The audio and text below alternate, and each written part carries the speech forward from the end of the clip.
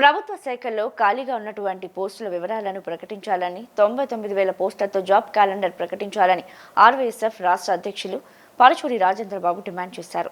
రాష్ట్ర ప్రభుత్వం ప్రకటించినటువంటి జాబ్ క్యాలెండర్ నిరుద్యోగ యువతను నిరాశకు గురి చేసిందని, ప్రభుత్వం అధికారికంగా ప్రకటించినటువంటి ఖాళీల ప్రకారం 99,000 పోస్టులు భర్తీ చేస్తూ జాబ్ క్యాలెండర్ ప్రకటించాలని కోరారు. రాష్ట్ర మంత్రివర్యులు నారా లోకేష్ ఉగాది రోజున తన ట్విట్టర్ వేదిక ద్వారా 10,060 పోస్టుల విడుదల చేస్తున్నాం, జాబ్ క్యాలెండర్ ప్రకటిస్తున్నామని ప్రకటించారని, ఈ ప్రకటన రాష్ట్రంలో ఉన్నటువంటి నిరుద్యోగులను తీవ్ర ఆవేదనకు నిరాశకు గురి చేసిందని ఆవేదన వ్యక్తం చేశారు. పరుచూరి రాజేంద్రబాబు ఆర్వైఎస్ఎఫ్ రాష్ట్ర అధ్యక్షులు నిన్న మంత్రి నారా లోకేష్ గారు ఎక్స్ వేదికగా 10,600 పోస్టులు త్వరలోనే భర్తీ చేస్తాం, జాబ్ క్యాలెండర్ విడుదల చేస్తున్నాం అని చెప్పేసి ప్రకటించారు.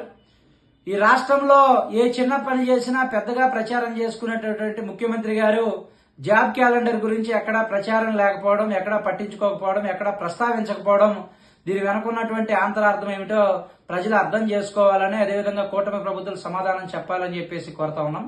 ఎందుకంటే నాడు యువగలం పాదయాత్ర ద్వారా మేము అధికారంలోకి వస్తే 2,50,000 ఉద్యోగాలు ఖాళీగా ఉన్నాయి, అధికారంలోకి రాగానే జాబ్ క్యాలెండర్ ప్రకటిస్తాము, ఆ జాబ్ క్యాలెండర్ లోనే ఉద్యోగాలు ఎప్పుడు నోటిఫికేషన్ వస్తుంది, ఎప్పుడు పరీక్ష జరుగుతుంది, ఎప్పుడు కాల్ లెటర్ ఇస్తారు, ఎప్పుడు ఇంటర్వ్యూలు జరుగుతాయి, ఎప్పుడు భర్తీ జరుగుతుంది అనేటువంటి అనేక విషయాలు చెప్తామని చెప్పేసి లోకేష్ గారు ప్రామిస్ చేసి నిరుద్యోగుల ఓట్ల ద్వారా అధికారంలోకి వచ్చారు. నేడు అధికారంలోకి వచ్చి 22 నెలల కాలంలో 2 ఉగాదులు పూర్తయ్యాయి, 2 జనవరి పూర్తయింది. 2 జనవరిలు పూర్తయినా కూడా నిన్నటి రోజున జాబ్ క్యాలెండర్ ప్రకటిస్తున్నామని చెప్పారు. దీనికి సంబంధించి ఎక్కడా కూడా జాబ్ క్యాలెండర్ ప్రకటించడానికి అవసరమైనటువంటి జీవో గాని, ఉద్యోగాలు భర్తీ చేయాల్సినటువంటి ఏపీపీఎస్సీ సంబంధించి ఒక ప్రకటన గాని రాలేదు. తక్షణమే ఏపీపీఎస్సీ ప్రకటన చేయాలని, ప్రభుత్వం జీవో విడుదల చేయాలని చెప్పేసి కోరడంతో పాటుగా 10,060 పోస్టులు కాదు, ప్రభుత్వం శ్రీనిధి పోర్టల్లోనే 99,000 పోస్టులు ఖాళీ ఉన్నాయని చెప్పేసి చెప్తా ఉంది.